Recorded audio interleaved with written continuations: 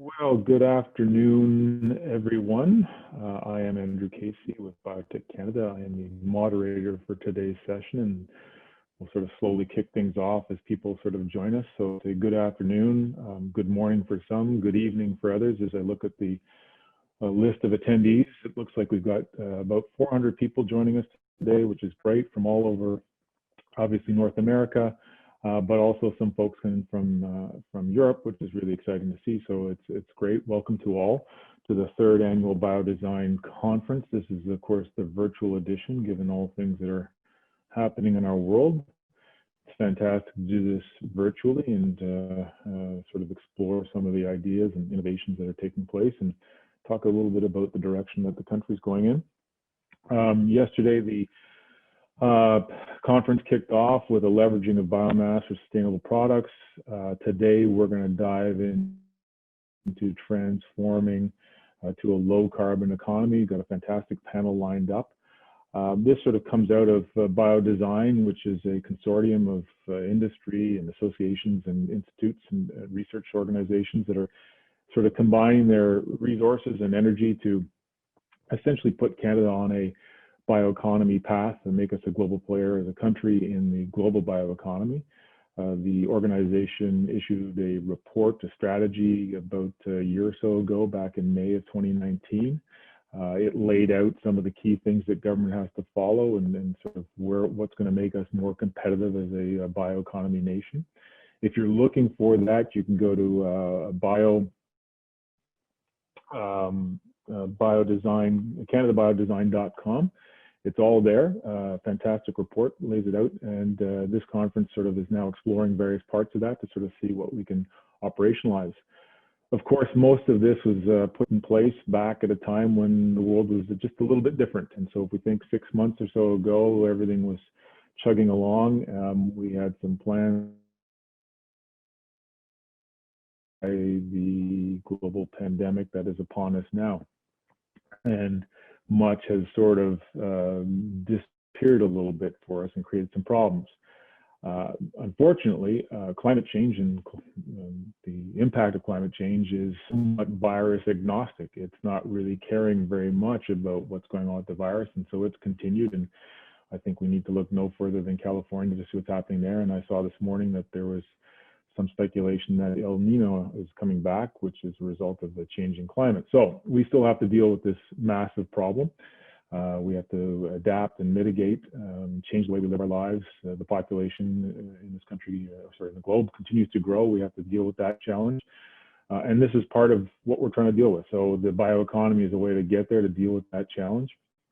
And certainly some of the issues that come up in sort of getting there to make ourselves more competitive are challenging, and we're going to try and sort of grapple with some of those today. But it also represents for at least Canada and for other economies an enormous economic opportunity. And we see coming out of the COVID crisis, eventually we'll have a solution for this, and other parts of at least BioTechCanada's membership are looking to solve for that in terms of developing vaccines and therapeutics, and hopefully they will be successful. And when we come out of this, we're going to have to think about how do we rebuild, how do we restart the economy. And we've already seen from our new finance minister, Chrystia Freeland, talking a bit about going towards a green economy. I think it's anticipated that the speech from the throne this fall is going to focus on making Canada a green economy. And so in there is an enormous opportunity for moving towards a more of a bioeconomy and the sectors that sort of help shape the bioeconomy in this country. We've got enormous resources and assets, not the least of which is our resource-based industries, but we've also got a fantastic supply of bio feedstocks. We've got the skills, we've got the science, we've got the innovation. So we've got a lot of the key components, but how do we get there? And I think that that's going to be an important part of what we're going to try and do today in terms of discussing how to transfer to a low carbon economy. So my job as moderator was to sort of get the session going. I'm now going to introduce our speakers, and then we'll hand it over to the speakers. Each is going to present for about 15 minutes, 10 to 15 minutes. I've got some slides. We're going to walk through that. As you're listening, please feel free to add questions. You can do so by using the question box down below. Throw them in.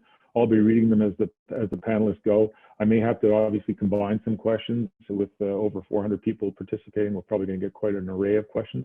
So I'll try and pull those together as makes as much sense as I can of a number of different questions, and then bring them back to our panelists.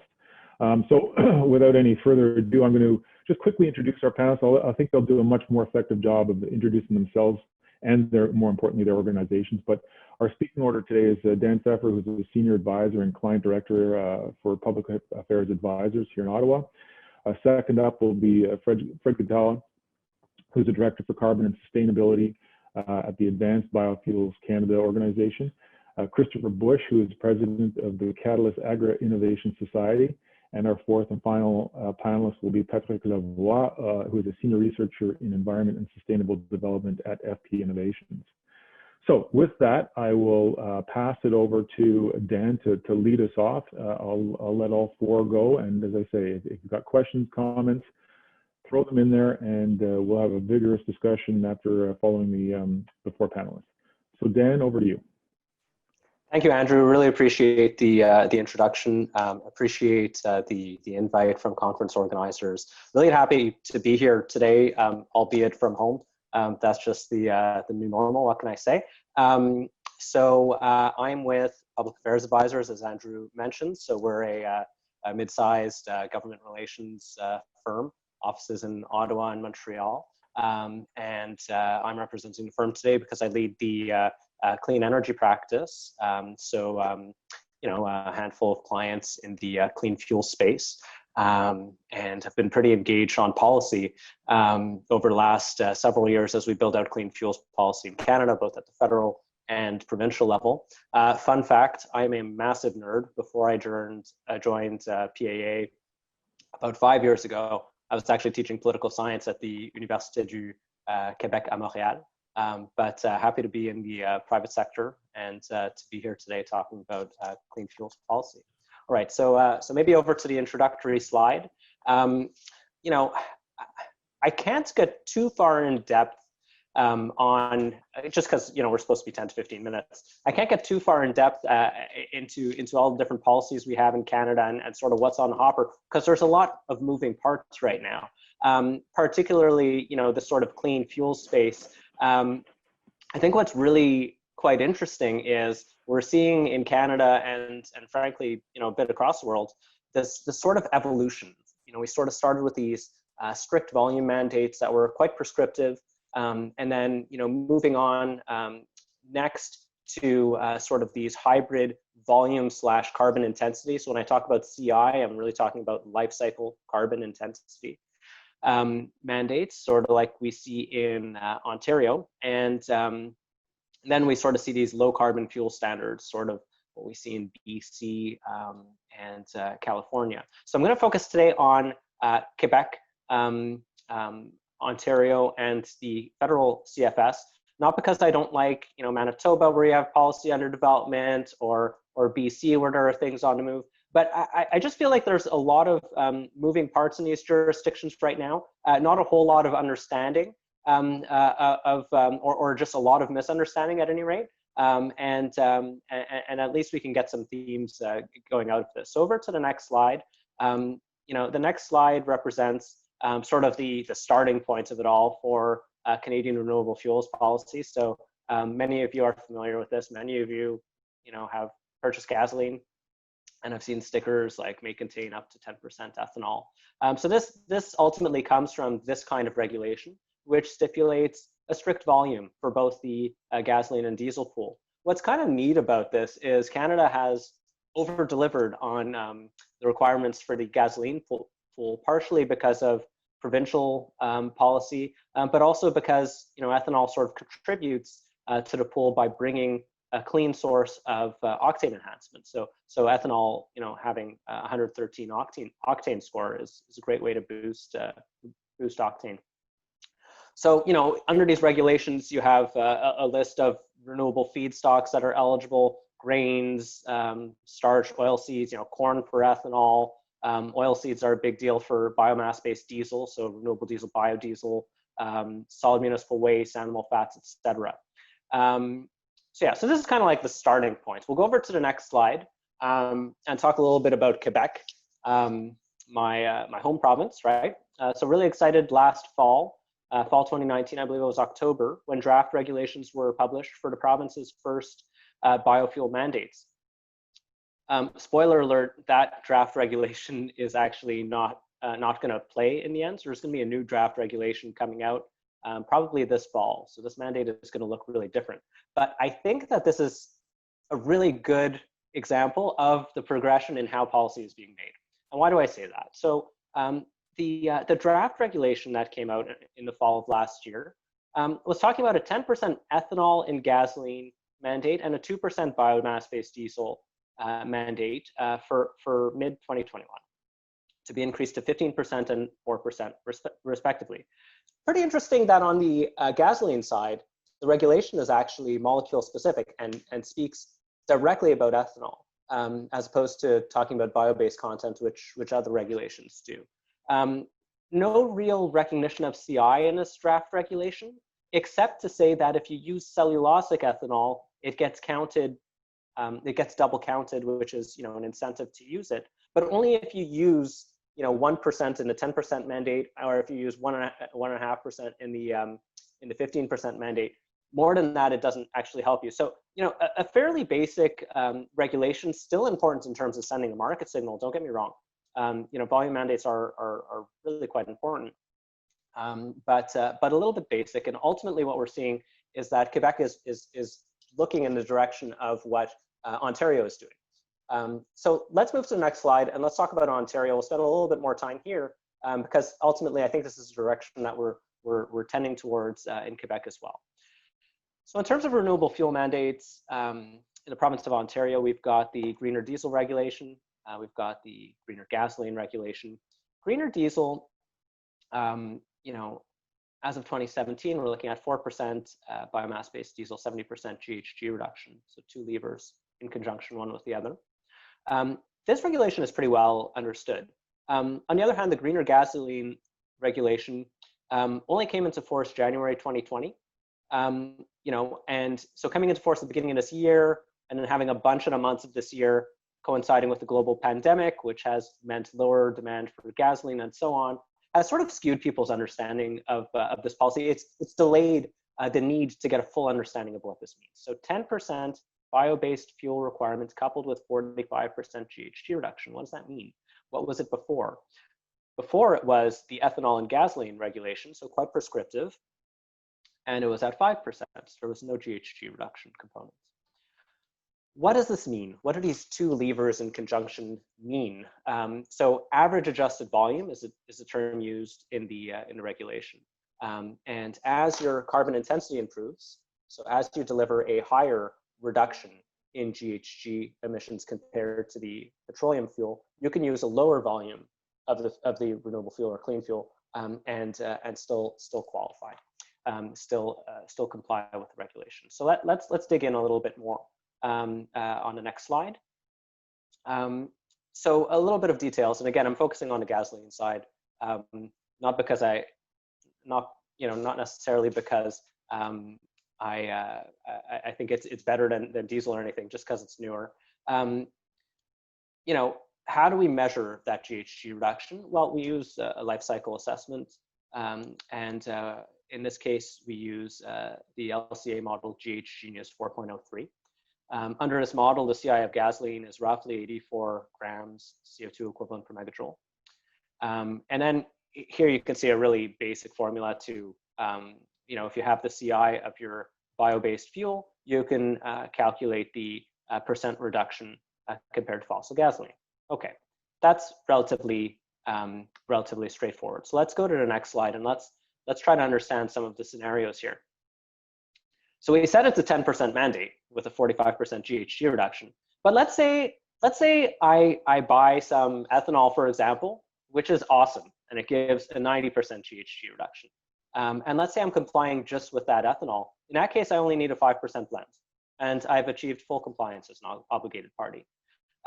Sort of like an opposite scenario where I'm buying a bio-based fuel that only delivers a 22.5% GHG reduction. Well, then I need to blend at a 20% volume. And then there's a few scenarios in between, including the 45%, 10%, of course. A little bit of a formula, hyper simplified as to how to calculate what that volume is that you would need, or if you want to switch it around and isolate for the percent GHG reduction that you need based on the volume you're using. This is really simplified, and I say this because the regulation has several flexibility mechanisms in it. It only applies to regular gasoline, but if you're putting bio-based content in 89 or 91 octane, you can count that towards your obligation in the 87 octane pool. Does that make sense? So a lot of different flexibility opportunities here. If you talk, sometimes people think about this and they're like, well, this is interesting, and this kind of mandate, this hybrid volume CI mandate, gets called like a low carbon fuel standard light. It's sort of like a shortcut, right, to achieve a similar goal of monetizing CI. And when I say monetizing CI, I mean a bio-based fuel with a lower CI is more valuable because it achieves compliance quicker or with less volume. What does the path forward look like? Shortly after coming into power, the Ford government's Made in Ontario Environment Plan committed to going to 15% renewable content in gasoline as early as 2025. This has by no means been finalized at this point. Bureaucrats at Ministry of the Environment continue to work on this policy, and stakeholders continue to engage on it as well. All that is to say, this timeline of 2025, I think is at play. But the point I want to make here is that, like in Quebec, we see policy tending towards an E15 volume, sort of as like a standard bearer, which is really quite interesting. So let's head to the next slide, and let's take a look at the federal clean fuel standard, the proposed clean fuel standard. So by no means finalized at this point either. Policy first announced in late 2016, part of the Pan-Canadian framework to talk about different ways we can get GHG reductions in Canada. Whereas so far I've been talking a lot about volumes, the CFS is really about reducing the CI, the carbon intensity of fuel that is used in Canada. There might be one or two aberrations on that point. I won't get into that now. But really this is supposed to be about fuels used in Canada and reducing the CI of that fuel. So you have basically full flexibility to achieve that goal. You can have upstream efficiencies that reduce the CI of the fossil fuel itself. You can blend in biofuel. You can capture carbon from fuel, from combusted fuel, and sequester it underground. All kinds of flexibility. So we don't have a volume component here. Typically, this kind of policy will look to transportation fuels. What's interesting about the CFS is the ambition and the breadth of it, right? So it's not limited to transportation fuels in this case, like it is in California. Here, it targets all liquid, gaseous, and solid fuels, again, used in Canada. As far as the gaseous and solid fuels, these are interesting pieces to be sure. Liquid fuel is really carrying the brunt of the proposed work here. So a 30 megaton target, liquid fuels are supposed to carry 23 of those 30 megatons of reductions, in 2030. So lion's share gets done by liquid fuels. As well, government is far more focused on the liquid fuel component than they are on the gaseous and solid fuel components. I'll get into that in the timeline. So for that reason, we're talking mostly about liquid fuels today, and perhaps next year we'll dig in on the gaseous and solid fuels as well. Over to the next slide now. So how does this work? How does this policy work? With the volume mandate, it's kind of obvious. You just take the molecule they tell you to, and you blend it at the volume that they tell you to. So here you have different stakeholders that can generate credits under the CFS. You have the fossil fuel primary suppliers, which are also the obligated parties in the regulation. You have Canadian low carbon fuel producers. You have low carbon fuel importers. and then you have EV charging networks, etc. You know, of course, an EV charging network or a low carbon fuel producer doesn't generate an obligation under this policy. So they're generating credits, which they can then monetize and sell to an obligated party. So, you know, ultimately, the CFS is really about that credit market. It's about favoring a healthy credit market wherein we can achieve the lowest cost for the 30 megatons of GHG reductions that we're aiming for. That's ultimately the goal of the CFS. You need a healthy credit market to do it. Sometimes people focus on the marginal cost of abatements, you know, so the you know, so-called caps on credit prices and so on. And they'll say, oh, you know, CFS, if there's a cap of, let's call it $350 a ton, you know, that's way more expensive than carbon pricing. It's not really the right way of calculating it. You really have to look at the average cost of credit generation to understand the cost of the policy. And, you know, in some cases, you will have credits being generated at a negative cost. So again, going back to the example of ethanol, which brings with it not just the value of the GHG reduction, but also the octane value, also the fact that it's sold at a very competitive price per liter. You know, CFS stands to benefit stakeholders in the ag and forestry sectors a lot as increased demand for renewable fuels takes form. Next slide.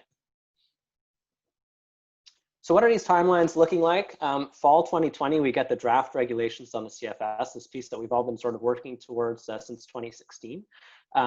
Those of you who are, you know, intimately involved in CFS development, you know that fall 2020 means like the day before Christmas. That's okay, we'll take it. And so that will be exciting to see. Then in late 2021, we get the final regulations. So substantial consultation, a 75-day official comment period between Canada Gazette 1 and final regulations in Canada Gazette 2. And then coming into force of the liquid fuel stream in mid-2022. I'm short on time, so I'll keep going on the next slide. What is the CFS asking of the obligated parties, right? How much is it asking? Well, in 2022, it starts relatively modest. We're looking for, again, a reduction in CI, 2.4 grams per megajoule of reduction in 2022. This is the latest compliance curve that was released in June this summer. And then in 2030, we're going all the way up to a 12 gram per megajoule reduction in the CI of fossil fuel. How do you measure that? Right, so we need a life cycle analysis model. We talked about GHGenius in the case of Ontario. The federal government has decided to develop its own tool. So now you're asking, okay, so, you know, we should probably know what that tool is so we can, you know, plan and which fuels to use, where to invest in production and so on. The tool isn't ready yet. It's definitely a piece that stakeholders are concerned about. We understand, of course, that there's a lot of work that needs to go into producing an LCA tool, an LCA model. I guess, you know, so this creates difficulty on both ends, but, you know, we understand that we'll get a glimpse as to what it looks like in methodologies and other pieces in draft regulations coming this fall. So hoping that that's nice and robust so that people can understand the market signal well. And then we'll get a full version of the tool with the draft regulations. So what does this mean for demand for fuel? So just some basic projections on the usual suspects, biomass-based diesel and ethanol. Looking at about 11% biomass-based diesel in 2030, you know, up from a little bit over 2% now, and 15% ethanol in 2030, up from, you know, around 6.7% now. So over to the next slide, please. So, you know, overall, I guess what we're seeing is policy is definitely trending towards CI measurements, but this doesn't mean that volume mandates are unimportant. You know, they certainly continue to play at the provincial level. And when you couple them with, you know, a good incentive on the CI front with some good flexibility in terms of the molecule you can use to allow for innovation and so on, you know, these can be quite effective at reducing GHG emissions in a specified fuel pool. So even if we put aside the volume mandates and look at a strict low carbon fuel standard like Canada's Clean Fuel Standard, volume still matters for investment, right? Like those projections on what amount of biomass-based diesel and ethanol will be, those are important market signals for people to understand, and they will help to address to direct investment. I guess what's different about it is that they're not guaranteed in a policy like the CFS, and that's the difficult part from the investment point of view. But the breadth of the policy really is quite powerful. So CFS can be a game changer. You saw the timeline before, and you're probably thinking, yeah, but we have this minority government. People are talking about maybe an election in the fall, and what happens if the government changes? The Conservative Party has not taken a completely firm position on CFS at this point. It's possible that they would want to change it, modify it in some way. It's possible that they'd want to get rid of it. We know that if the Liberals stay in power, that it will come to fruition. But there is some uncertainty here because of that electoral landscape.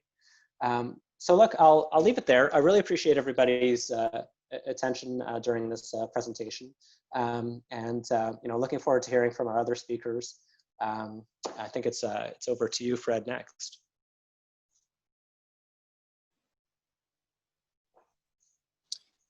Thanks, Andrew. Would you like me to just hop in? Go right ahead, Fred. Yeah, I think that's Dan did my job quite well. So thank you, Dan, and Fred, take it away. Over to you. Yeah, thanks a lot.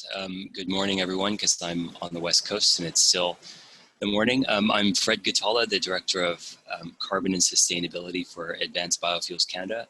My presentation is called Clean Fuel Policy Design into Uncharted Waters. And it really does kind of sync up with what Dan presented to say, as we progress from RFS to LCFS to CFS, and beyond, what does that actually mean for non-fossil clean fuels and the compliance options that are used to actually fulfill these requirements? So next slide, please. A bit of background of who I am and what Advanced Biofuels Canada is. We're an industry association, 22 members. Our members have approximately 14 billion liters of installed renewable fuel and low carbon synthetic fuel production capacity globally, as well as in Canada. We're quite active on all types of renewable fuel regulations, fuel taxation issues, informing government decisions on capital investment programs, carbon pricing, which is a major file in Canada, and also standards, technical standards, LCA standards, and sustainability standards. So it's a pretty full portfolio of what anyone in the renewable fuel sector has to look at. So next slide, please. The point of this is to show that our member profile is quite broad in terms of the technologies that we use. Multiple feedstocks producing multiple products with multiple co-product streams coming out of those production processes. So our tent includes conventional biodiesel, but then all the way through extremely advanced and emerging technologies that point us to carbon negative reductions. Everything from using forestry biomass through to using atmospheric carbon as a feedstock. Next slide, please. So I'll start with the conclusion that transport policies, greenhouse gas policies, are completely transforming what the compliance strategies are of obligated parties, generally fossil fuel refiners and producers, and what types of lower carbon fuels are being incorporated into the market.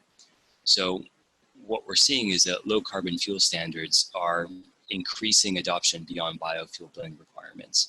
So if the RFS is purely volume, and as Dan described it, an RFS with a GHG aspect is an LCFS light. The full LCFS that doesn't have a content mandate under it, it really does separate the CI reduction from an actual minimum guaranteed volume that is to be blended. So as we progress from LCFSs, we see that they're expanding to include not just lower carbon fuels, but all manner of upstream, midstream, downstream oil and gas reduction opportunities. And that is fundamentally changing the landscape of what compliance looks like. We're seeing new integration opportunities for lower carbon fossil fuels and renewable fuels to integrate into those systems. And then we're seeing that the design of the policies is directly going to influence where investment flows and where technology is deployed. Could you click, please? So if we've got renewable fuel mandates that have predominantly utilized fatty acid, methyl ester, biodiesel, ethanol, renewable diesel, HVO for those in Europe, what we see with low carbon fuel standards is a wide range of options. So direct air capture is a compliance strategy. I mean, in the case of California's LCFS, you can use direct air capture that doesn't occur in California. You see electric vehicles being a compliance pathway, hydrogen, natural gas, propane, all manner of fuel switching. Increasingly, you see co-processed biocrude fuels. That's where renewable molecules are introduced at various points into a refinery with the intent to have that renewable content either reduce the carbon intensity of the whole suite of products that are coming out of a refinery, or actually ending up within specific end products to match what the regulation is trying to incentivize. Could you click, please? So this is certainly a significant change in policy scope to really look at incorporating renewables and low carbon aspects of fuel further upstream. And fossil fuel improvements vastly change what the compliance landscape looks like. So I want to run through a bit of what that could actually mean later in the presentation. So moving forward, these slides will be provided afterwards. And I think Dan gave a pretty good update on what's happening Ontario East. But the sum total of this is that we have a very strong overlap of provincial level policies in Canada, ranging from an LCFS in British Columbia and an RFS with a minimum GHG requirement in Alberta, straight RFSs in Saskatchewan and Manitoba, and the policies that Dan described in Ontario, Quebec. So we've got a situation where currently under the federal 2% and 5%, if you add up the provincial policies, they actually can exceed what the federal blend requirement is. And as we're moving towards a clean fuel standard, the tectonic shift would actually be that the federal policy signal will be higher than the provinces combined. And so that's a pretty big opportunity that we have before us, and why I want to get into the clean fuel standard design in a little bit more detail on the next slide.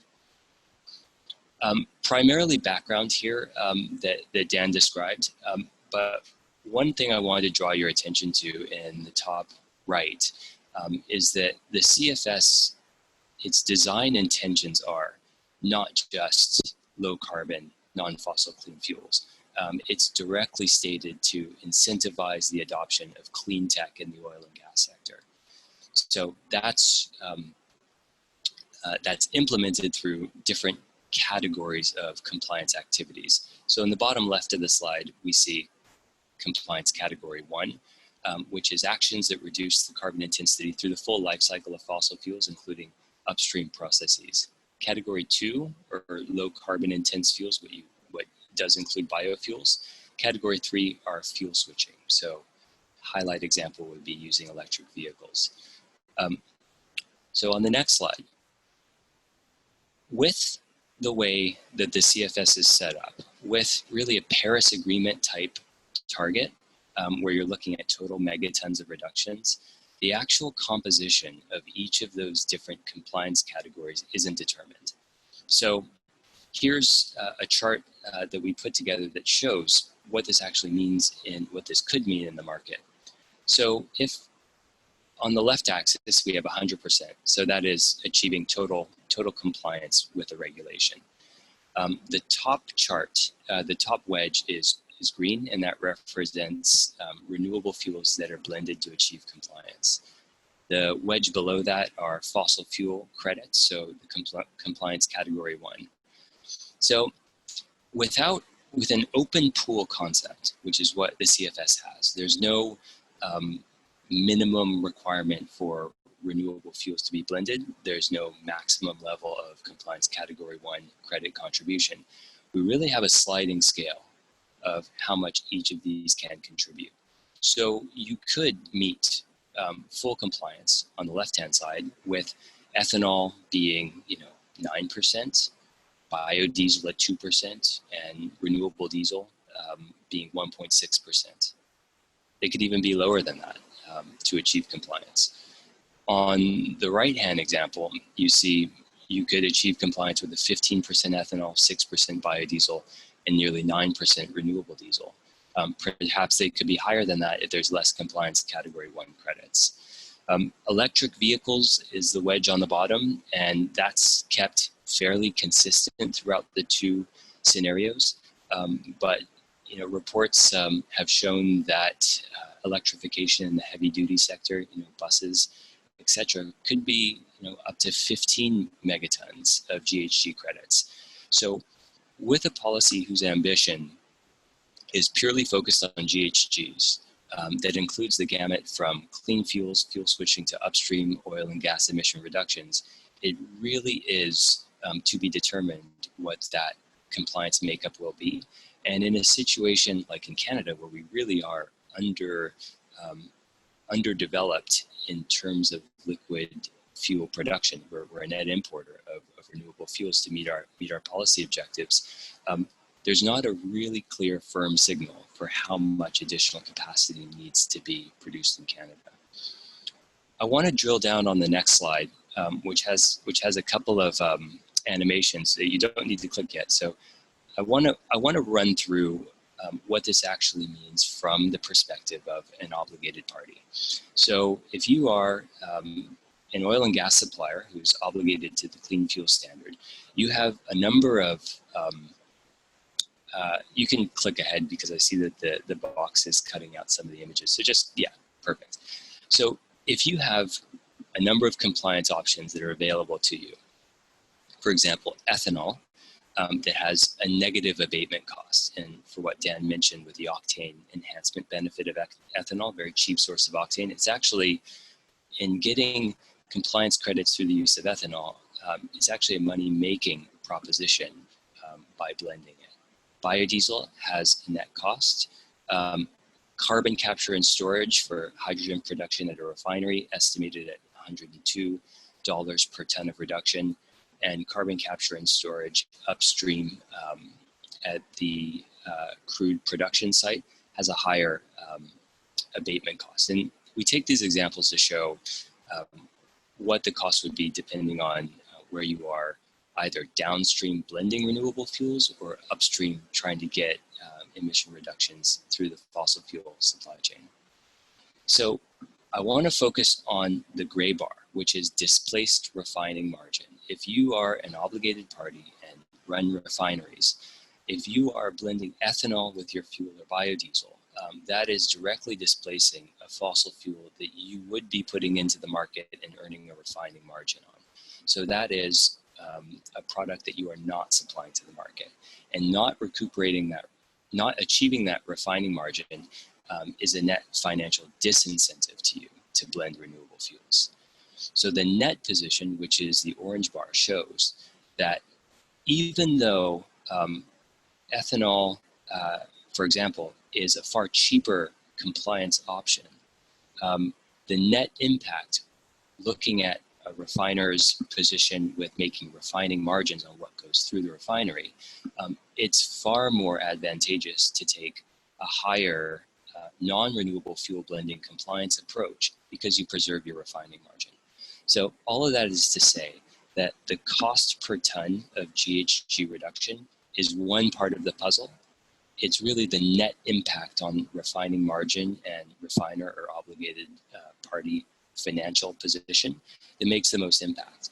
So in an open pool approach like the CFS will include, those types of issues will matter far more than in a policy where your compliance options are limited to blending renewable fuels or achieving incremental carbon intensity reductions through the use of low carbon fuels.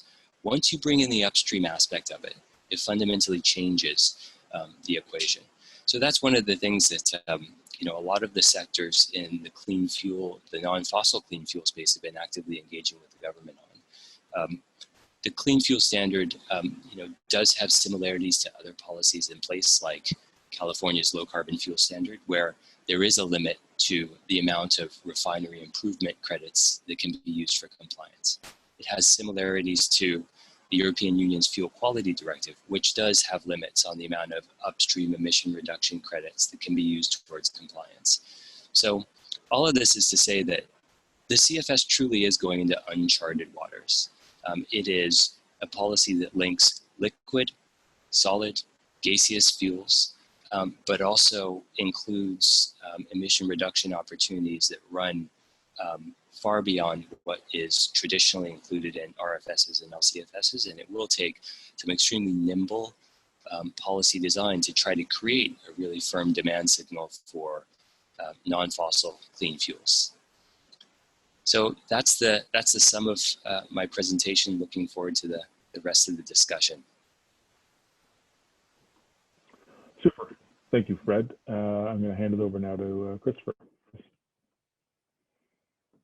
Needs to unmute. Thank you very much.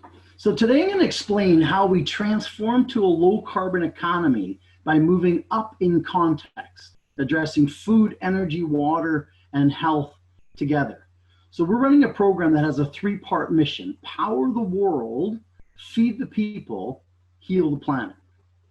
Now I want to start by saying I never meant to become a subject matter expert in the topic that I did. I did not know there was so much information available on that when I started. Yeah, I know my my subject matter. Keep it family friendly.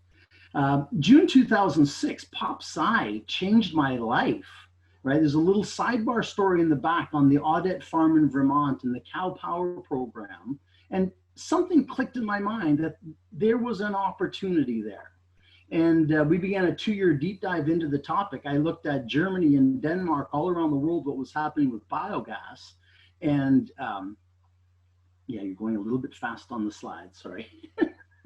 What was going on with biogas, and why was it that at the time Germany had 7,500 plants and Canada, I think, had 9? So in 2008, we rolled out our plan. 2010, we commissioned the very first on-farm biogas plant in BC. And it's notable, you know, we're talking regulations and policy. We've been ahead of the regulations and policy by a lot. Initially, our gas utility was not even allowed to buy our gas. We were nearly done construction before that was even approved. So that's been kind of a wild ride part of this. We got $1.5 million from the BC government through the Innovative Clean Energy Fund. We raised $1 million private equity and got senior debt financing for what was very much a venture play. And it's in the public record. I got $1 million education in biogas, and yeah, got to start over in 2012. But the idea is right, and we've stayed at the course for that. I'm told that when we commissioned in 2010, we were number 126 out of more than 12,000 digesters in the world to do gas to pipeline. Now we'll go next slide. So my life has been guided by what I call my one reason rule. And that is that we should not do anything for one reason. We identified 13 potential revenue streams for an on-farm biorefinery in 2008 as we built out our plan. And we didn't have sexy language for it then. We've since learned the platform we use is called outcome-driven innovation. So for biogas, we identified zero waste agriculture, clean air, soil, water, food, and energy. So we need food, we need water, and we need energy. We have animals that give us food. They also give us manure that can go into anaerobic digesters, that gives us energy, also gives us fertilizers that we can use to grow plants. We focused on a little plant called duckweed that's all protein and starch. We split that into its 2 parts, making new feed for the animals. And with the starches, we can make biofuels and biochemicals. with extremely low carbon intensity score. We're offsetting tremendous amounts of environmental impacts. The feed and water goes back to the animals. We start the cycle over. Nature is very well designed, but when we do food systems in a way to maximize profitability, we get concentrated animal feeding operations, what industry calls CAFLs. Concentrated animals means concentrated manures. The nutrient cycle is broken. Interesting fun fact, 3,000 cows, which is less than Canada's largest single dairy farm, has the environmental impact of a town with 100,000 people. Let that sink in for a minute. Spring of this year, the UK-based Anaerobic Digester and Bioresources Association published their report, Pathway to 2030. The subtitle is No Regret Option for the Hardest to Decarbonize Sectors. Next slide. It shows a bunch of statistics as specifically to the UK. These are big numbers. These are big shifts. Next slide. In 2015, Seabreeze Farm in Delta was the first on-farm digester in Canada to have a full nutrient recovery system. It's just completed, but a 2-year study was done by Agriculture and Agri-Foods Canada, and it found that because of the technologies installed at Seabreeze, they had the lowest CH4 emissions they have ever measured on a per cow basis. And that's only part of the story.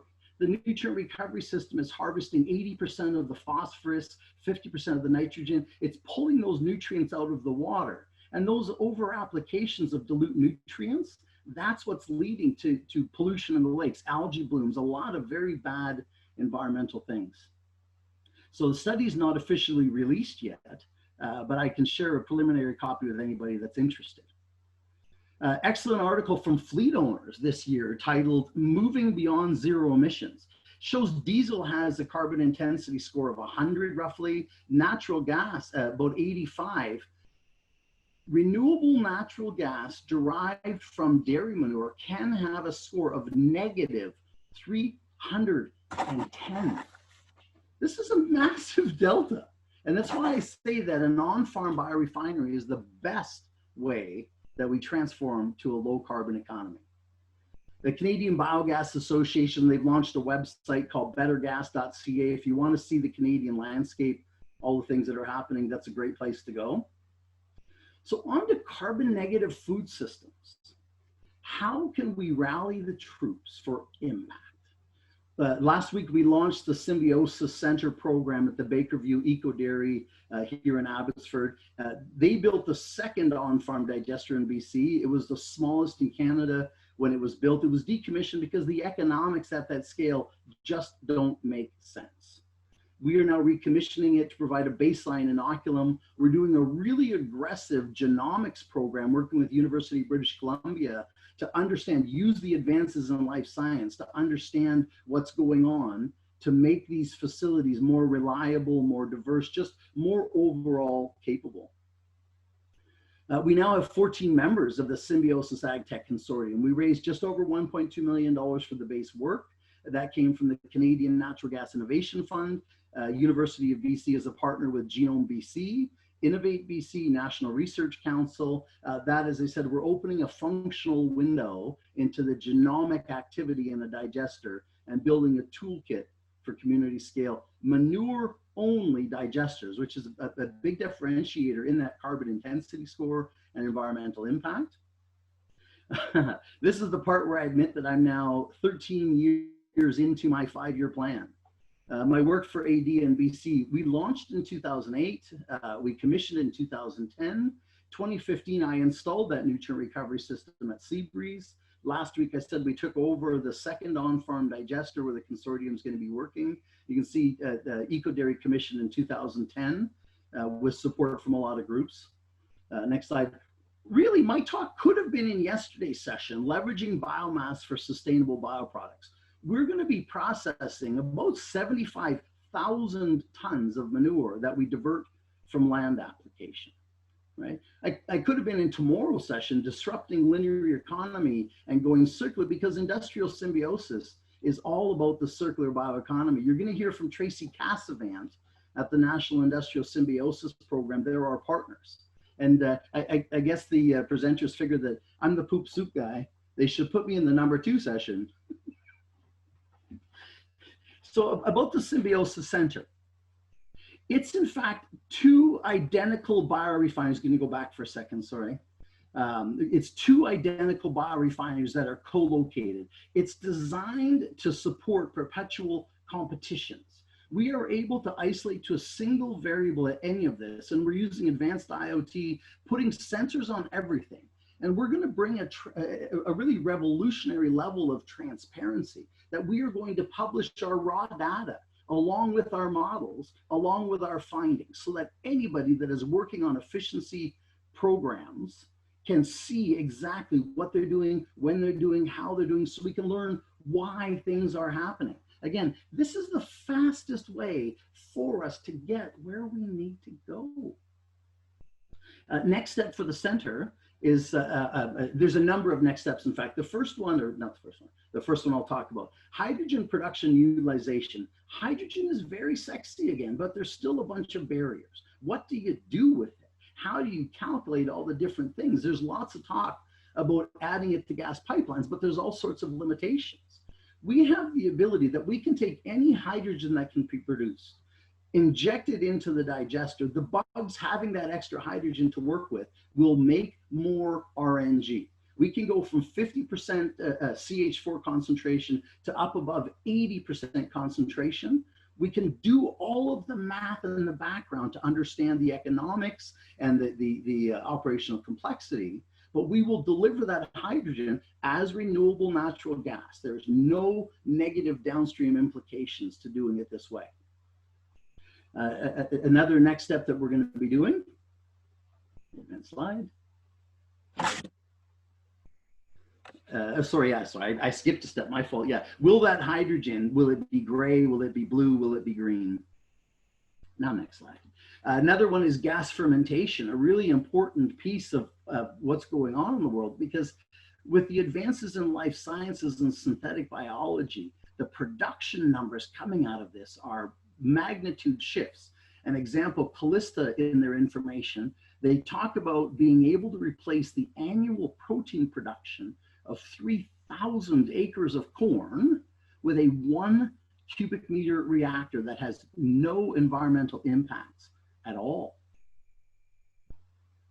A great article, yeah, Feed Navigator, talking about the alternative feed protein production, because we can change, we can really shift the total environmental impact, the total resource utilization by shifting to these new pathways for food, and we're certainly seeing that. Next slide. The one that we're doing right now that's actually in design is woody biomass to RNG. We have a very sexy title. It's actually manure-laden woody biomass to RNG, focusing on cascade utilization. We're focusing on spent mushroom substrate and used horse manure. They're both problematic waste streams that are available in large quantities. A single local mushroom farm is going to give us 2,000 tons a week of spent substrate. And we're looking at gasification, pyrolysis, hydrothermal liquefaction, all kinds of steps. With the syngas, the bio-oils, biochemicals, we're going to explore biogas boosting with all of those. And we're going to be running life cycle assessment against all of the other alternatives that can do biomass to heat, for example, biochar, other things. Next slide. So yeah, that feeds into the presentation of friend at FP Innovations. So yeah, and lots of partners in that. So those of us working in the bioeconomy truly do have the world in our hands. It's got problems. We've got solutions through better uses of our resources. We are seeking to work with the planet through understanding systems, not trying to beat it into submission. We've been using blunt force through horsepower and chemistry for a very long time. Those days are over. We cannot keep doing that. 2015, the world all agreed on 17 sustainable development goals, right? We worked with that group and identified that we are addressing at least 12 of the 17 SDGs, leading with partnerships for the goals and responsible consumption and production. A group called Singularity University did a global scan and identified what they see as the 12 global grand challenges of humanity. 2016, my team was a finalist in the environment category. Some of you may know the NRG COSIA Carbon X Prize that's been running in Alberta for a while to deal with that. 2017, I worked at the X Prize Foundation as an impact designer, helping them build competitions. In the Symbiosis Center, we've now joined with a local organization called HeroX. It's a global competitions platform that lets us put our we call them opportunity threats, on the world stage to find these solutions. So remember the Beyond Zero slide? We can go from a carbon intensity score of plus 100 for diesel to negative 310 for dairy-derived RNG. There's still no follow-up. Cornell did a study of the Haber-Bosch, the fertilizer plants making nitrogen fertilizer. They found they had 100 times the emissions that they claimed. The fugitive emissions were incredible, right? We still haven't figured out how to price it in, but the Symbiosis Center is data-driven and mission-focused. We will be counting and analyzing everything that's involved in the production of food to eliminate waste and wastefulness. Blunt force says bigger, faster, harder, more, which leads to environmental impacts. We have the tools now for precision methods. A great deal of work remains. Symbiosis Centers dedicated all of our RNG revenue for the next 20 years to tech development. This is the development platform. We're inviting all of you. If you've got an idea, we anticipate having $5 million a year to invest in tech development as an NGO, so fully stackable dollars, right? The Clean BC program, Ontario committed 15% ethanol in the liquid fuel. BC committed 15% renewable in the gas grid, right? I've shown you the numbers that by using the on-farm biorefineries, our environmental impact is much larger. I think we'll be able to blow Canada's targets for gaseous fuels out of the water with this, and we want to help.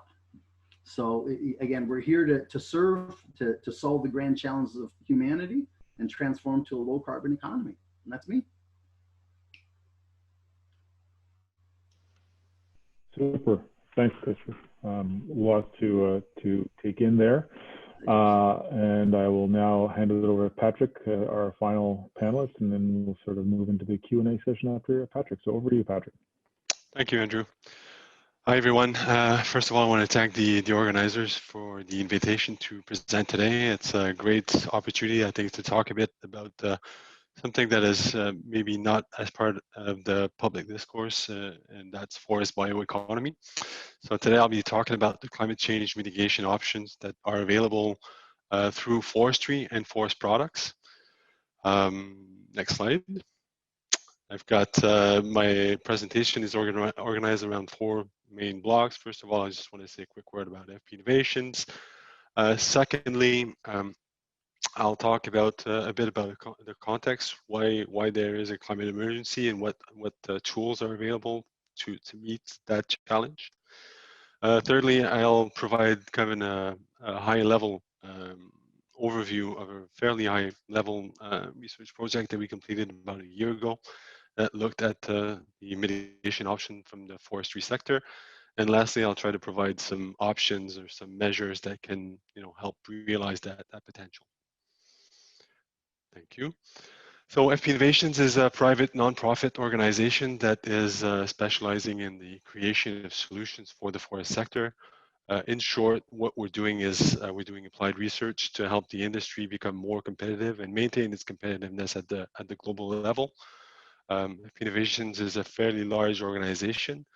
It brings together over 300 experts that are, really spanning the entire value chain from fiber supply to market, and pretty much anything in between: pulp and paper products, wood products, bioenergy. Really quite a vast array of expertise on that front.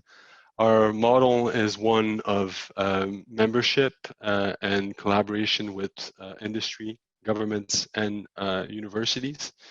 FP Innovations has over 180 members from industry, and is also counting the Forest Products Association of Canada, FPAC, as one of its members. So it really is a collaborative effort to try to serve and identify, the ways in which the forest sector can continue to grow and provide provide solutions for that climate change challenge. Next slide. So it's not going to come as a surprise to anyone here at the conference that we have a major challenge in front of us. The IPCC, the Intergovernmental Panel on Climate Change, is calling for immediate action for rapid and far-reaching transitions in all of our systems. Energy, industry, infrastructure, land, cities, and really the challenge is quite tall. We need to reduce our emissions quite drastically from 45% by 2030 and achieve net zero by 2050. And this is no small challenge, and that's why the IPCC is soliciting the input from all the sectors, and it's asking for a wide portfolio of options. So it's not, the solution is not going to come from one sector. Really, the challenge is to mobilize the solutions that are available in all sectors to achieve a stable climate in the future. If you look at the bottom, you see various scenarios that are showing from left to right the most ambitious, I would say, the most ambitious climate scenarios to the more or less the status quo on the right. And why I'm pointing that out is that as we move from left to right, you see that the brown and yellow curves are growing. And what that is that this is carbon dioxide removal, whether from ecosystems or technologies. So it really is a play on both fronts. Next slide. Yeah, so if we were to illustrate the challenge, is that right now our atmosphere is filling up. It's kind of a bathtub that is reaching to dangerously high levels. There are two options. I think most jurisdictions are seeking to reduce emissions, so limit how much fossil fuels we're burning, and in other countries try to limit deforestation. Really, if we want to stop the bathtub from overflowing, another option is to open the drain, and in that case, the drain is sinks, and forests are part of that. So we can explore that in a bit more detail. But it really ties well with the 2007 recommendation from the IPCC. If an additional click. Yeah, so to achieve the largest mitigation benefit from the forest sector, we need to do two things. First of all, we need to try to maintain or increase forest carbon stock. So that's the sink aspect of the equation, and also try to provide a sustained yield of timber and bioenergy from the forest, and those are emission reduction, which you see on the right. Next slide. So the forest bioeconomy means that we need to have an integrated approach with forestry because we're really playing on both sides of the equation. The forests are year after year sequestering carbon. So that's what we see here at the bottom. And as we harvest those products, they are being converted into temporary sinks of carbon. One click. So this is the carbon storage aspects. And as we are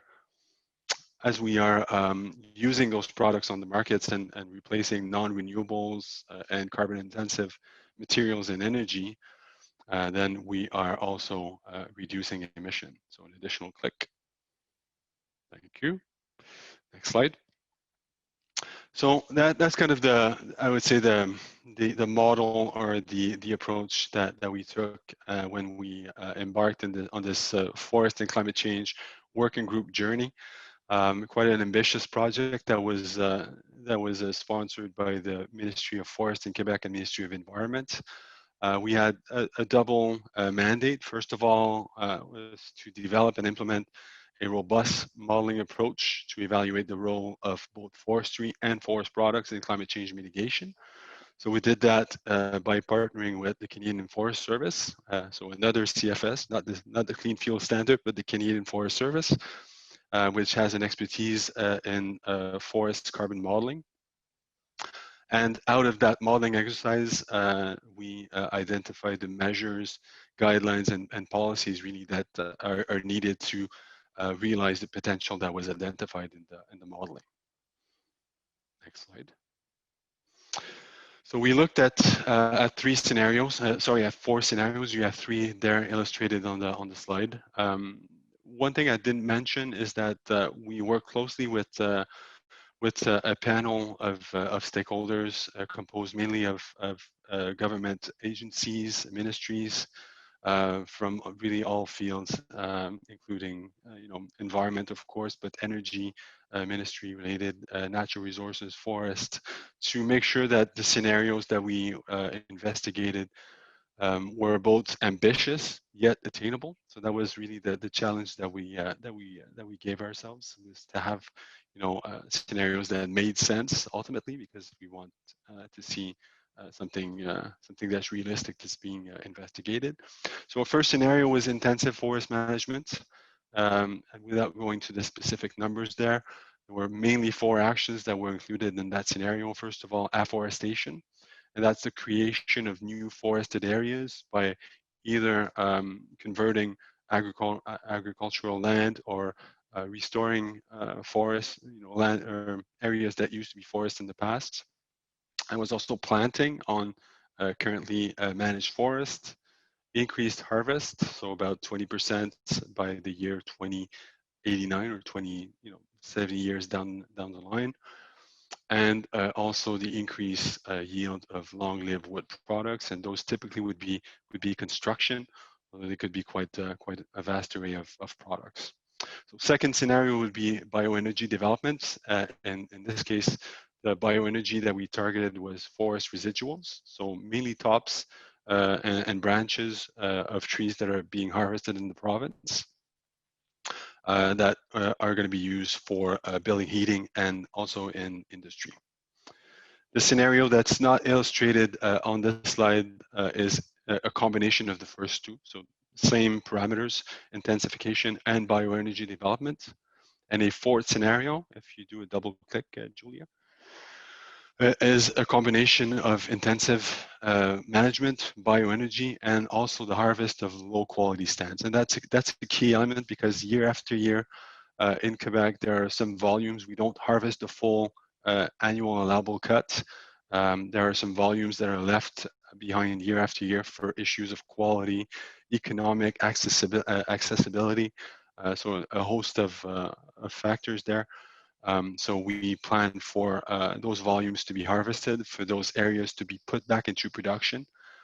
So that kind of gives you an idea of what those four scenarios consisted in. So the results were quite interesting. We did a kind of a first run of results. And here you can see the mitigation that is quantified in terms of megatons of CO2. This is at the provincial level. So it gives you a range for those scenarios of about 160 megatons that can be reached, that can be achieved over 2020 to 2090. So roughly 2 megatons a year. It's quite interesting, because it closely matches what the industry is emitting in its operations. The bioenergy that you see in blue shows that there is some uncertainty with that scenario, depending on where that those fuels are being used. If you do a click, it's going to show the second run of results that we ran, and the difference between this graph and the previous graph is that in this case we sped up just a bit the modernization. So how much of those long-lived wood products were going to be produced out of sawmills, and also increase the precision or the nature of the substitution that was going to be achieved. So making sure that whenever we use, for example, a building material or a bioenergy is going to be used, where to replace high carbon intensity materials and fuels. So you see that when we really try to focus those substitutions, the mitigation potential really increases by almost a factor of 5. We can get close to 700 megatons in terms of mitigation with the RBSP scenario. So it really goes to illustrate the importance of policy to make sure that those substitutions are happening in the right places. Next slide. Of course, we were interested to identify or try to quantify how much mitigation was being achieved for each one of those scenarios. But I think perhaps even more, or equally importantly, is to try to quantify how how expensive it is to achieve those emission reduction and really mitigation overall. So you see that on the y-axis, so vertically, it's the same mitigation that I just spoke about, but on the left to right axis, the x-axis, it pictures the mitigation cost for each one of those scenarios, as well as the investment that is needed to make that happen over a 70-year period. So it's interesting to show that bioenergy is kind of, as I mentioned, it's a bit fraught with some uncertainty. We have to make sure that we direct the bioenergy in the right places. But if that's the case, we can even generate a mitigation revenue with using bioenergy in buildings and in industry. With the red and purple scenarios, the intensification bioenergy scenarios, the mitigation costs are very inexpensive, around $10 to $12 a ton. So that's quite impressive. I think it really fares well even with the market for carbon emission rights today on the regulated market, so the Western Climate Initiative. And finally, with the RBSP scenario, the costs are much more higher, and also the investment is much higher, but still very competitive by today's standards. Yeah, next slide. So maybe just to try to I guess sum up what those results are showing. Essentially, what it's showing is that climate change mitigation is possible through the forest sector. It's often a sector that is neglected in policies because it's not a sector that is a large emitter.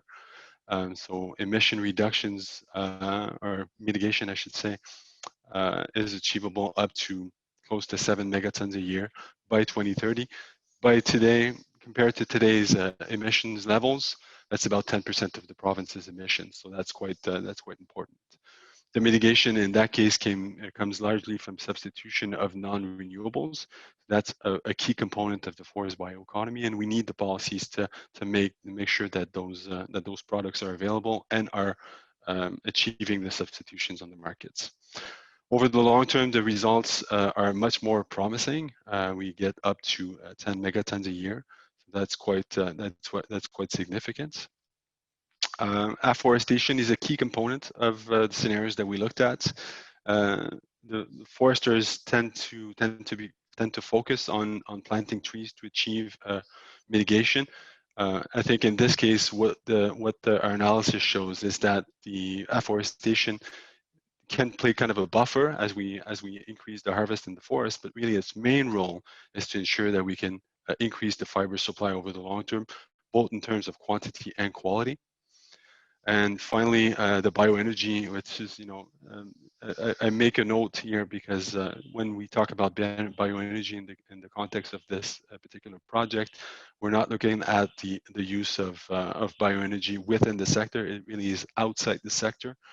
I think we have to look at bioenergy as a key component, but it isn't the central component to say mobilizing the forest sector in climate change mitigation. Next slide. Yeah, so in terms of policy, our recommendations are to develop ways to increase the yield of long-lived wood products that are storing carbon for a long time. So we tend to think of long-lived wood products as construction exclusively, but it's not black and white. I think we have to expand our thinking a bit and see the potential for conversion of pulp and paper mill, for example, in biorefinery, and extending that service time for that carbon into consumer products that can can be used for 20, 30, 40 years. And there's a key role, I think, for R&D on that front. We need to implement mechanisms and methods. It was great to hear Fred and Dan talk about LCA, even Chris on LCA. We need to identify where the largest emission reductions can happen in terms of substitution and make sure that the policies are in place to allow for the creation of markets and have that flexibility to try to get those substitutions to happen. The need to activate the forest products and substitution system through afforestation is there. I think in doing so, we also have to consider, give a thought to climate change adaptation. So we know that the climate's going to change to some level. We have to give a thought to the species and the origin of the seedlings that are going to be planted. One thing that is often, I think, neglected perhaps in climate change action plan is the role of forestry. Really the focus is on emission reductions. And I think in the meantime, while we get to integrating the forest sector and forestry really in climate change action plans, there's perhaps an opportunity to generate offsets on public lands, which is not something that is being done right now. And also try to facilitate the harvest of low quality stands, which are faced with a host of constraints, both economic, social, and environmental. So I think there's a good parallel with this climate smart forestry expression that has been coined by the Europeans, and I think we need all four components of that climate smart forestry framework: just innovation, institution, infrastructure, and investment. The innovation, I think the innovation is both in terms of products, but also tools to measure the ecosystem services, including carbon storage, that is being provided by the forest sector. We need the institutions, government agencies, to set up the policies and implement them to achieve low carbon footprints in products and energy systems. The infrastructure typically is thought about as being roads and building and those types of physical things. But in the context of forestry, I mean, I think the definition could even be expanded to include forests that are resilient and productive. That's a key component. And it goes without saying that the investment needs to be there also in order to develop those new business models and value chains as those innovations are being adopted by industry. So for us, the next slide is going to center around pursuing the same type of efforts. You can click a few times there to one more and one more. Thank you. To look at both the forest aspect, but also try to understand how we expect the product basket to evolve over time, seeing what the market demand is going to be for those products, evaluate the opportunities for circular economy, for recycling and reuse of materials, and already try to understand what kind of emission reduction can result from substitution, both in materials and energy. So that's where our next steps are as far as FP Innovations is concerned. So that's it for me. That's what I wanted to present today. Hopefully that was interesting and sparked a number of questions that I think we can engage in the question period. So thank you. Okay, merci, Patrick. Great. So that's a lot of material. Let's try and sort of walk through it. We've had some questions come in from those in the audience. If you have others that as you're listening and now have a chance to listen to all four panelists and you want to throw some questions in, please do so now. I've got the box open in front of me. I'll try and wade through them. And using my limited intelligence in this area to try and make sense of it and sort of feed it back to the panelists and get some comments back. There were a couple of things that kind of popped up in my head, and I'll give our latter two panelists a chance to catch their breath a little bit and maybe go back to the beginning with Dan and Fred, because you both sort of opened up with a nice comprehensive overview of what's happening from the Clean Fuel Standard element and some of the policies that are going on across Canada. And one of the things that struck me, and I think Canada has been particularly adept at this, and I don't mean that in a positive way, over many years of lacking coordination. And we tend to put a piece of chicken in every pot, and we end up with insipid broth more often than not. And so as I was listening to your presentations, one of the things that struck me was a couple of words that popped into my head. It was sort of a scattered approach. It didn't seem to be all that holistic, and then it created uncertainty. And so I'm wondering if you had some perspectives as to whether or not we can do a better job as a collective of provinces and the federal government getting together and really sort of aligning policies so that we're moving in one direction and with a fairly strategic objective. And so I'll open that up to both of you to comment.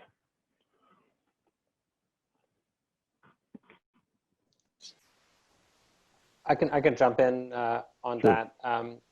Yeah, I appreciate the question, Andrew. I guess, you know, part of it, and one of the questions we saw come up on the chat is with respect to the political volatility of these policies, right? So of course we can have a government change and then have policy change, and that could be really devastating for a company that's made a substantial innovation in clean fuel production.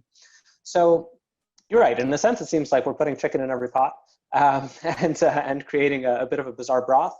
Another angle is, you know, because of uncertainty with any one government, having those overlapping policies that are sort of tending in a similar direction actually help create some investment certainty here, which is really helpful for our ability to transition towards low carbon fuels. Great. Yeah, I'd like to just follow that with for renewable fuels, especially in transportation fuel markets, liquid renewable fuels. These are policy-driven markets, and so having a web of overlapping policies adds certainty, because like Dan said, there is always a substantial amount of policy government risk, reversal risk with clean fuel, renewable fuel type policies. So having them at multiple levels, very important. So that's not just federal and provincial. We're talking about municipality fuel purchase contracts. There's ways for organizations at multiple levels of government to help decarbonization through purchasing behavior rather than implementing policies that they might not have jurisdiction to do. So fleets, municipal fleets, city fleets using renewable fuels. That's all part to help create a really durable demand signal. And so our presentation's focused on RFS, transitioning to LCFS, transitioning to CFS.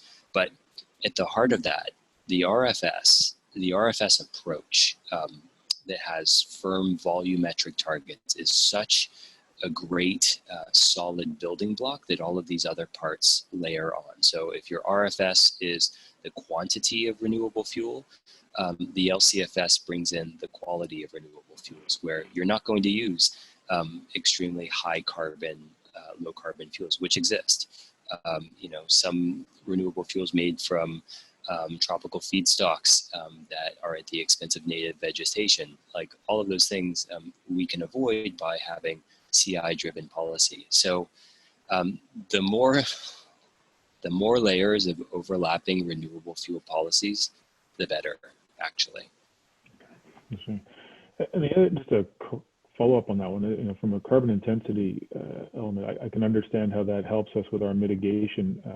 And maybe as I was listening to Chris and certainly to Patrick, is it enough to drive us towards production? So it's one thing to sort of reduce all of our emissions and get better at it, but if we're going to think about this as an economic building block, is there something that needs to be done to sort of create more production?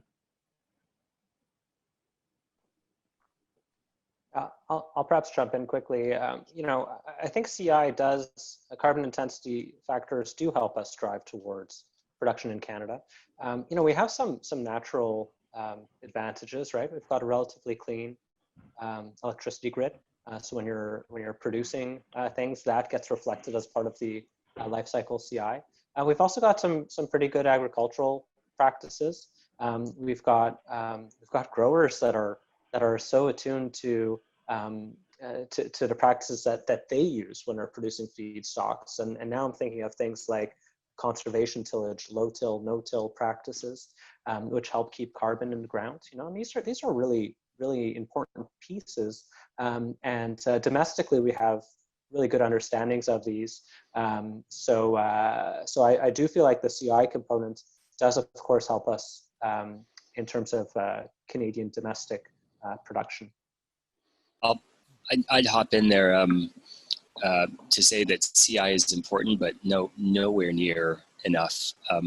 That with producing clean fuels, I mean, so much of the cost is feedstock. So much of the CI score is related to the production. Transportation from one part of the world to another, very small slice of the pie. So any jurisdiction that has in place a production tax credit, a blender's tax credit, any type of incentives to pull investment will be where clean fuel development capital goes. So we, Advanced Biofuels Canada and a pile of other groups have pointed to the necessity of a clean fuels program to be implemented in lockstep with the CFS. A lot of budget submissions into the 2021 process have pointed to the need for a production tax credit, the income tax revision on clean fuel production. There's a whole suite of aspects that help bring the supply side to be made in Canada, because otherwise it would be a sincere opportunity lost if the CFS was, achieved primarily through imported fuels. Maybe to add on to what Fred and Dan have just pointed out. I think it's interesting to consider buildings and how implementing, I guess, a carbon intensity measure can be a challenge because it's not a standard product as is the case with fuels.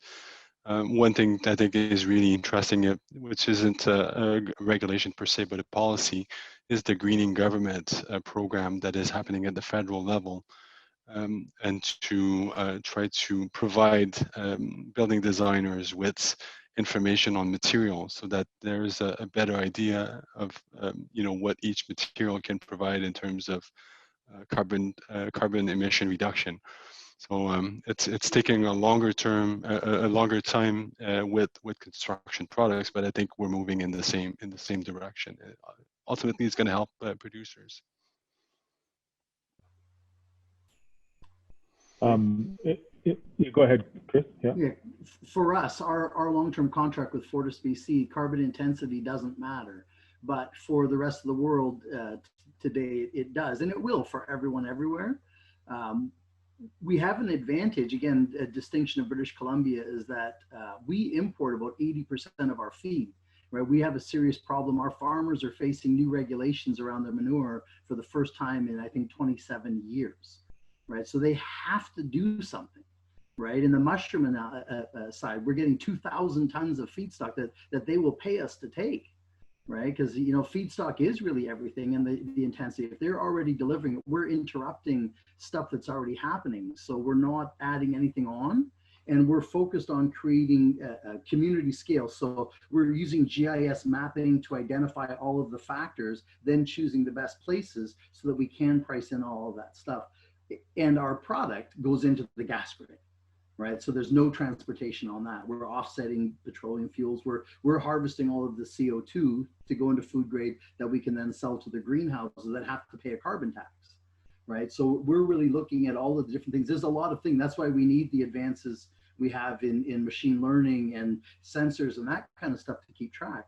But yeah, everything matters, and the more metrics you can measure, the better chance you have of winning. That back to my one reason rule.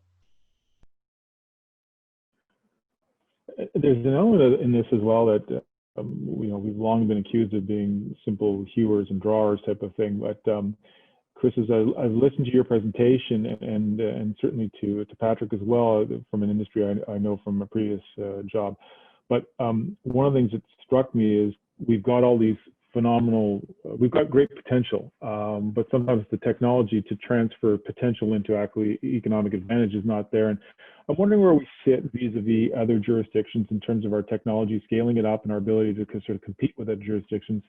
As many of you have mentioned, we're sort of trying to keep pace with whether it's California or Europe. So where do we sit in that whole thing? And I think, Krista, you're probably in a good position to talk to that. Yeah, so you know, compared to America in scale, the largest dairy farm in Canada's got about 3,200 cows, right? There's lots of 10,000, 15,000, 30,000 cow farms in America, and our partner Trident does an amazing job of harvesting the nutrients there. Um, Canada, in biogas at least, really tried to figure out how to do small scale. That's why we're happy to take over the eco dairy, because that was it still is small, and it doesn't make sense at that scale. If you go to an extreme and try to have it make sense, you're going to at least pull things the right direction. Um, you know, farm scale, we're going to produce about 250,000 GJ a year. Of renewable natural gas will make us one of the largest on farm in Canada, but compared to a refinery, someone once told me my first biogas plant, it was the equivalent of a fart in a pipeline, right? It's so insignificant. They use a lot more running their compressors than we would make. But that when you see that carbon intensity score and all of the other impact, all of those multiplying factors, it's worth doing, right? So again, back to the idea behind the Symbiosis Center, we've developed this over a decade. We are putting numbers on everything. Then we can find out where does that work? Because maybe the number is 1,000 cows or 2,000 cows or whatever those are. If we have the numbers, then we can work on it. And until we have them, it's all guessing. Helpful?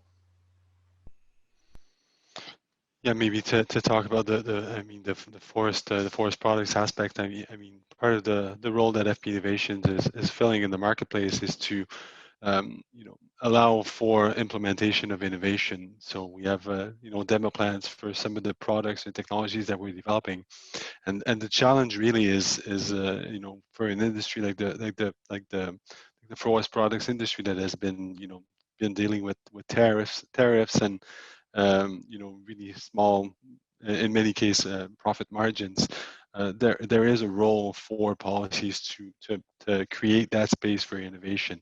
And we've seen, you know, very interesting programs in Europe, or I think one is called Horizon 2020, that is providing a clear timeline of a number of biorefineries, for example, that, you know, that would be implemented over a certain period.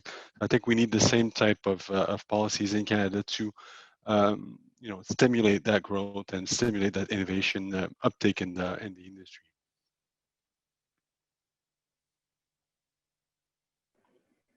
That makes sense. One of the other questions that popped up here, I think is kind of interesting, and it goes back to Fred. You had one of your graphs had the electric cars, electric vehicle usage, and as I think of Michael Porter's 5 forces type of thing, are there sort of other influences that are coming in here that we're missing that we should be paying attention to in terms of risk management as we sort of focus on a clean fuel standard, but are we missing some of the other pieces that may be influencing this, and is there a risk there? I'll maybe answer with a bit of a generality, which is that reducing emissions in different parts of the economy each have different mitigation costs. You know, look at the tremendous decline in the costs that renewable electrons from solar and wind are hitting the grid at. It's wild. So, you know, displacing emissions in the electricity sector versus the transportation sector, vastly different, especially when you're talking about lower carbon fuels. And so when you have a policy like the Clean Fuel Standard or any kind of economy or broader policy that seeks to drive emissions in multiple sectors, it really requires a really deft management by the regulator to be sure that the signals are right in each sector. If we put in a policy to try to reduce emissions in the transportation sector and didn't end up doing it because emissions in other parts of the economy were being used as compliance pathways, you could make the argument that that was done at a lower cost, but it doesn't do anything for runaway transportation sector emissions. And to get to our 1.5 degree target, we need to address the fastest growing source of emissions, which is transportation. So getting it right. I mean, I would say to anyone in government on the phone, it's probably on the line, it's a very exciting time to be an environmental policy regulator because the pressure is on.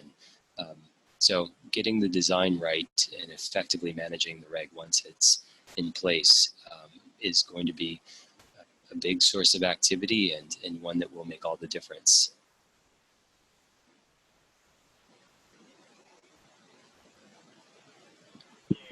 In your answer, you mentioned that the audience does have a lot of government people in it, and I'm wondering, let's take advantage of that. We focused on a couple of key areas here, clean fuels, obviously, but often there are other elements of public policy that get in the way of scaling up and becoming competitive in certain areas. And certainly, Patrick, I think back to my days in the forest products industry and the movement to building larger scale buildings using wood as a carbon sequestration policy was fantastic. The technology has evolved to such an extent that we can do it. We can build buildings significantly larger than we're traditionally able to build, and they're safe and all the rest of it. But there were a lot of other regulatory measures that got in the way of it. And I'm wondering if anybody or all four of you have views as to what other areas government should be focusing on to get out of the way and facilitate if we're going to be moving to a clean fuel standard, but then we want to sort of have that drive more innovation. What are the other areas of government policy that can be improved upon to make that happen?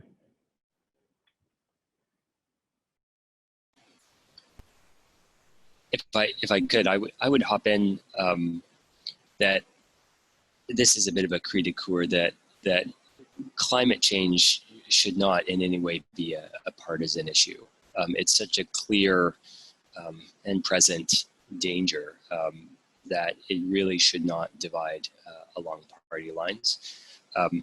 That's a key point and probably a bit meta, but a way to do that is for the clean fuel standard design to fully incorporate multiple sectors of the Canadian economy, especially agriculture and forestry, to be sure that those renewable fuel, low carbon fuel compliance credit pathways, that those sectors are involved from day one in the clean fuel standard. So that's really fundamental, to be sure that it involves those sectors and also has benefits across Canada, west to east.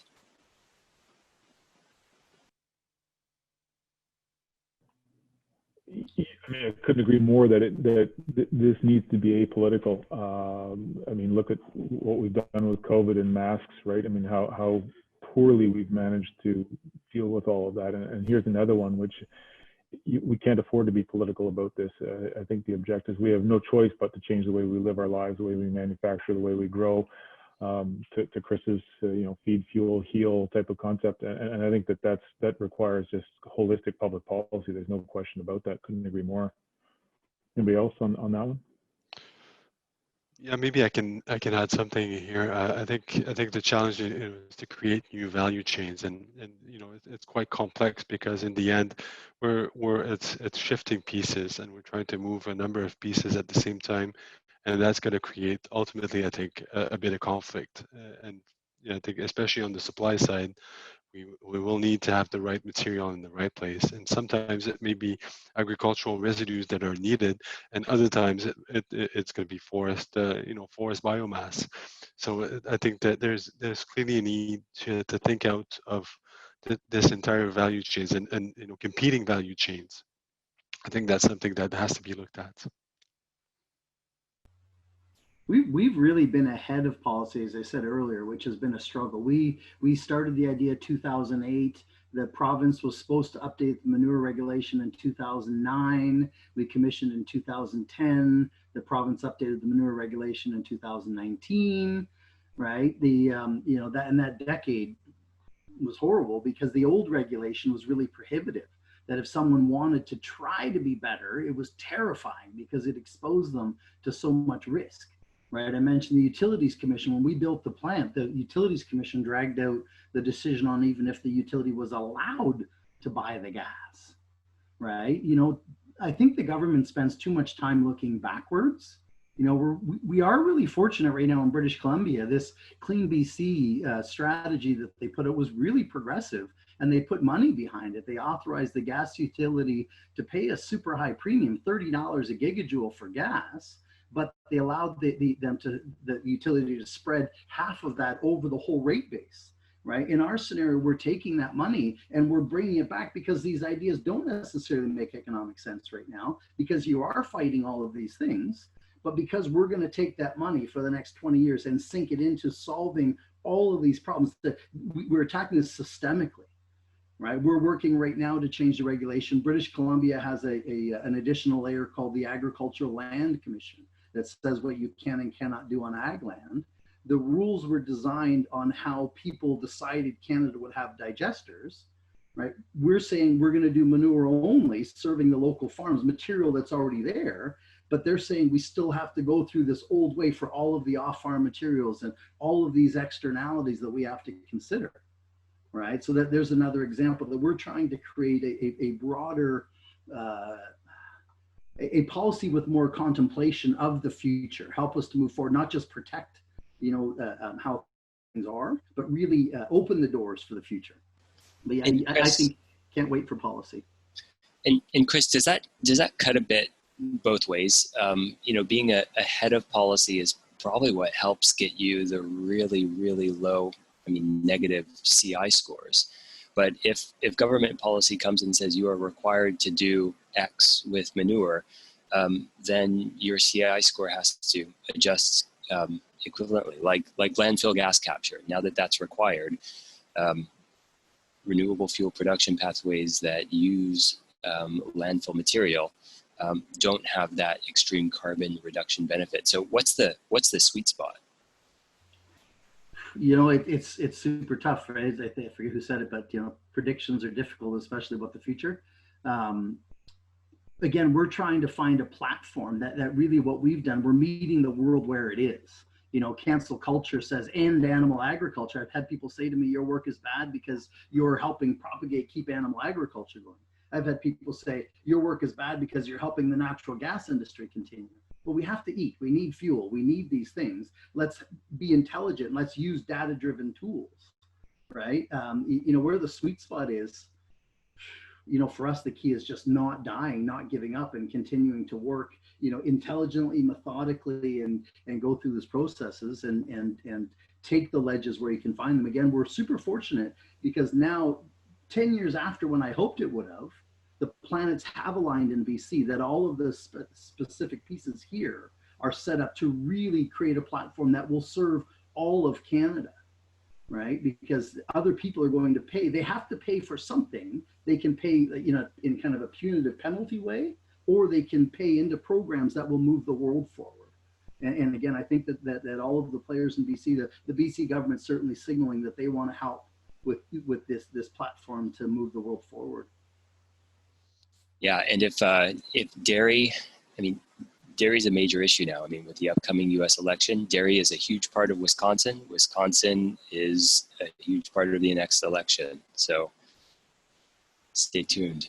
Yeah, no, for sure. And there's all sorts of interesting ways. If we can offset the cost, then as they're suffering the impacts of these different trade agreements, if we can bring in new revenue streams or reduce costs or other things, like we're working on a program because our feed's imported here, that we're gonna make precision fertilizers, load them into the empty rail cars going back to Alberta to the farms where our feed comes from.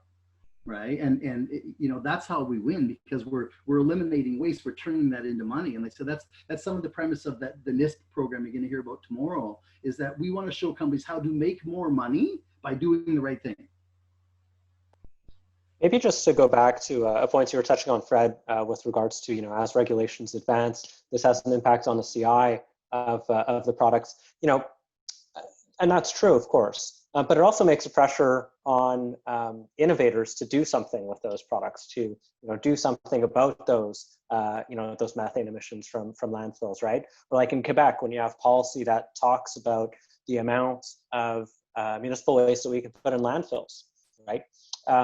So yeah, so, you know, that does have an impact on the CI of the fuel, but it also creates a need to do something to ensure that you're not packing those landfills with those amounts that you're not allowed to do anymore. And that in turn creates opportunities to do things like produce green hydrogen, right? So you're right. It's this really interesting interplay where at first the incentive seems to be very competitive, very, very low CIs, right? And then as that sort of matures a little bit, as policy matures, it just becomes, you know, a reality that a lot of these processes need to become standard.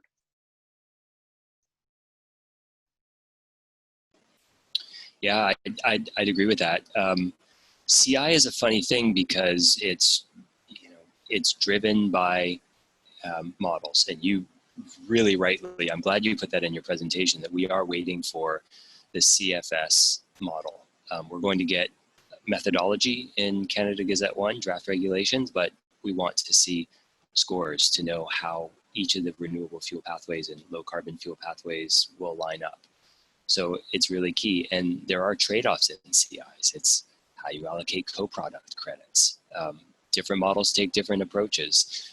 Some waste-derived fuel pathways may not actually be lower carbon than other renewable fuel pathways, even though they are reducing wastes. So there's lots of technicalities here, and in a reg like the CFS that's completely driven by GHG performance, you know, we're pretty far along in the process to not have the yardstick yet, or the meter stick. We're in Canada, so I think we're all going to be looking forward to that when it comes out.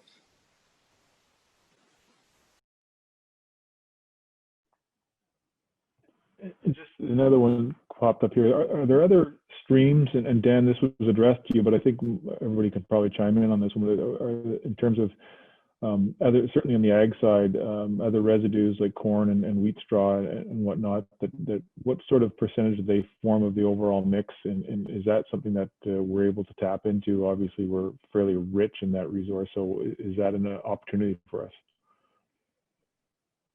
I think you're asking about cellulosic feedstocks. Is that? Yeah. Yeah. So I mean, look, there are definitely opportunities here. At the same time, you know, it's important that we understand, you know, exactly what we're looking at. In some cases, the corn stover, you know, which could in theory be used to make cellulosic ethanol, you know, in some cases, that is actually left on the ground and helps retain soil carbon, right? So depending on the soil type, it might be advantageous to use it one way or another way. And so, you know, cellulosic ethanol is a bit of a shiny object in that people take for granted that it's amazing. And absolutely, it is. But, you know, we also have to look at the context of where those feedstocks are coming from, and we have to use them appropriately. You know, I think that over the last few years, what's been sort of billed as first generation biofuels have gotten a bad rap. But ultimately what this comes down to is carbon intensity. There are some really strong innovators in Canada that are able to make a very low CI corn ethanol, right? And that surprises some people. And you know, it shouldn't. It will get billed as first generation ethanol in almost a disparaging way. But hey, if it has a great CI, because the company that's producing it has been innovating, has been working alongside the growers to make sure that, you know, everything is optimized every step of the way, then, you know, as far as I'm concerned, that's a good product as well.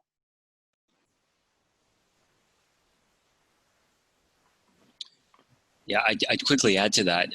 Dan's spot on that it is the conventional ethanol, the conventional renewable fuel producers that are innovating to use more cellulosic and other emerging feedstocks, that these are being developed as bolt-on technologies to existing renewable fuel production platforms. So it's really important that policies keep that conventional renewable fuel production in place and allow it to be profitable to invest in innovation.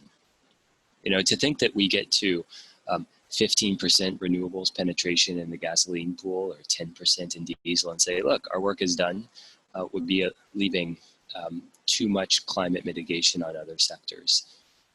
we can certainly go a lot farther. And what we're seeing in California with, really interesting combinations of renewable diesel plus biodiesel being made and used in 100% blends. There's a lot of opportunity to just increase renewables penetration in fossil fuels.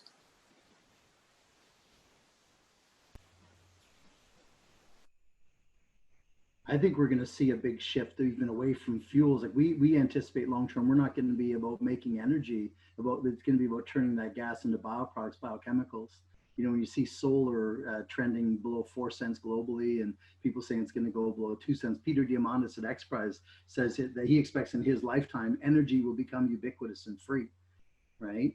And if you think about what you can do with electricity, if it's again clean and effectively free, you can do so much stuff. And then these biomass products, you can make hydrogen, you can make acetic acid, succinic acid, all these building blocks for synthetic biology and additive manufacturing and all these other things.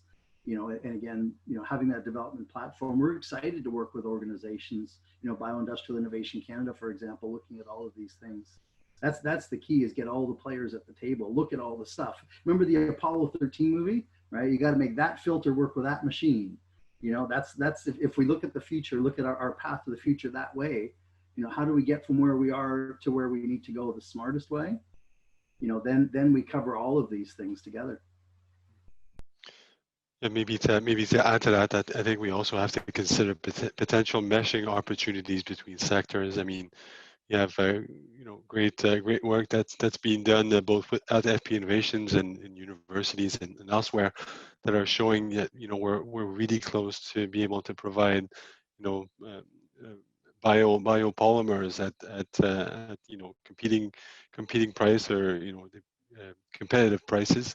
And same thing with materials that we tend to vilify, right? Like concrete. We're on the verge of coming up with formulations that include fiber, whereas it's something that would not have been considered a few years ago. So I think those opportunities also have to be teased out. And just one last one. I think significant change like this that we're advocating for, and we're going in that direction. I think it's healthy, and of course we need to do it as we've talked about. The one thing that can often get in the way is it's very expensive. And Chris, you talked a bit about this in your experience, which is that there's a need to go out there and find investors, sometimes in the form of venture capital. And certainly that will drive a lot of innovation. How are we doing from attracting investment? Remember you talked about how we compare to other jurisdictions. Are we doing a good job of attracting investment? Can we do more? That's going to be critical in terms of scaling up all of these ideas. So where do we sit from that standpoint? And Chris, it looks like you're dying to get in on this one, so I'll pass it to you. Yeah, it's kind of crazy. Like I said, back in 2008, I raised $1 million much easier than I did just raise $500,000 now. And back then it was a crazy idea. Right now it was very methodical, very clear. I have a pathway. The way we set up, like we created this new facility, Symbiosis Center. It's called the Community Contribution Corporation. Right. And I didn't do it because I'm philanthropic. It's because I recognize $5 million a year isn't actually very much money if you're being serious about technology development. Right. By giving that away, we're going to get for sure $2 for every dollar we put up. And on some programs, we've already got 2 contracts for 4-to-1 leveraging. Right. And then we can attract all of the partners because we need to get the National Research Council alongside Ag Canada, alongside NRCan, alongside the provincial governments. And in the province, we need to get the Energy, Mines, Petroleum Resources and Ag and Forestry and everybody to these tables. Because when each of us develop our own ideas, then we come to the table and we want to defend them. Right? If we develop ideas together, then we can move forward. Even if it's not the ultimate perfect outcome, it gets us moving together in the right direction. So, and if you have the right idea, you'll get the money.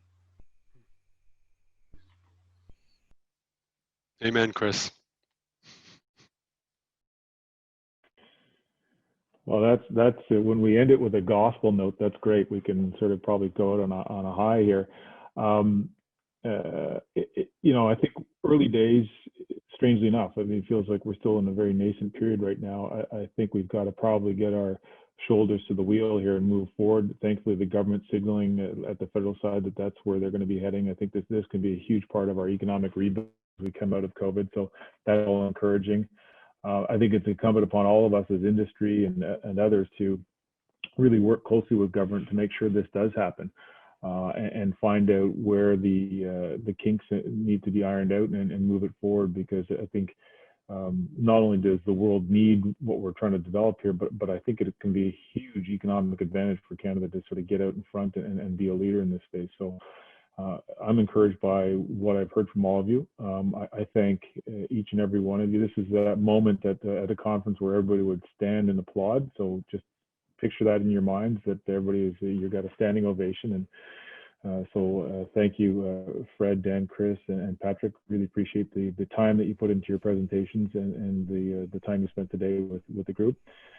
Thanks to all of you who participated. I saw some other very technical questions that I'm assuming that if our panelists have some time, they can probably respond to some of the really specific ones unique to their industry. So I tried to sort of keep things at a 30,000-foot level, but I did see some very technical questions, so maybe the panelists can take a look at some of those.